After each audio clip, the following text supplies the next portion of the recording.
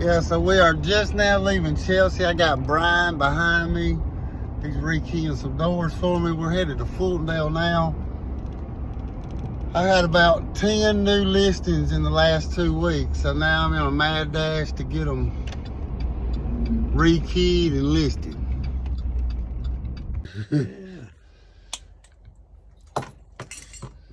All right, so we're just finishing up here at house number 2.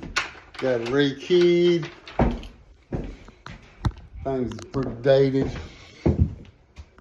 but I mean, in relatively good condition, all things considered. It's not your typical foreclosure.